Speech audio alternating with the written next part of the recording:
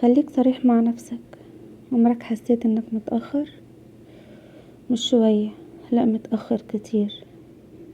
حاسس ان الحياة بتجري والناس كلها بتسبق وانت واقف تتفرج. الفيديو ده مش للناس اللي حاسة انها ناجحة، الفيديو ده للي بيبتسم وهو جواه حاسس انه بره الزمن. لو اول مرة تسمعني، انا هنا بتكلم عن الحاجات اللي بنعيشها ومش بنعرف نقولها.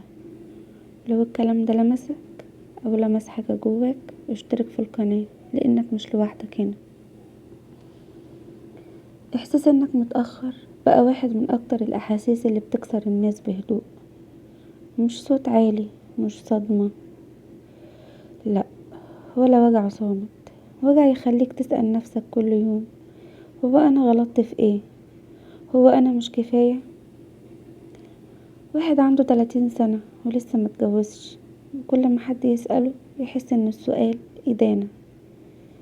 بنت شايفة صحابها كلهم اتخطبوا، وهي كل يوم بتنام وهي تسأل نفسها: انا ناقصني ايه؟ واحد شغال شغلانة مش حلمه بس مضطر، وكل ما بيفتح السوشيال يحس انه ضيع عمره. احنا مش متأخرين، احنا بس بنقارن نفسنا بحياة متفلترة. صور النجاح مبتحكيش عن التعب ولا عن الفشل ولا عن اللي اتاخد من الانسان علشان يوصل، بس احنا بنشوف النتيجة ونجلد نفسنا.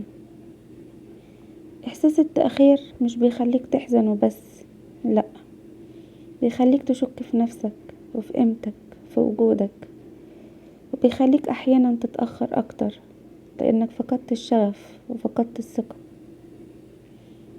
خليني اقولك الحقيقة اللي محدش بيقولها: مفيش حد متأخر. في ناس ظروفها كانت اصعب، في ناس اتحملت اكتر، وفي ناس بدأت من نقطة ابعد. والحياة مش سباق، ولو كانت سباق ما كانش كل واحد جاي بتوقيت مختلف. يمكن اللي انت فيه دلوقتي مش النهاية، يمكن ده بس تجهيز ونضج، مرحلة بتبنيك مش بتكسرك. وما تصدقش الصوت اللي جواك اللي يقولك فاتك القطر. مفيش قطر في طريقك انت.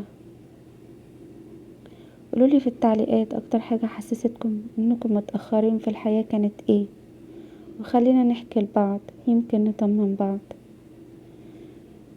لو حاسس انك متأخر، افتكر انك لسه موجود، لسه بتتنفس، ولسه بتتعلم، وده لوحده كفاية انك تكمل. انت مش متأخر، انت في وقتك.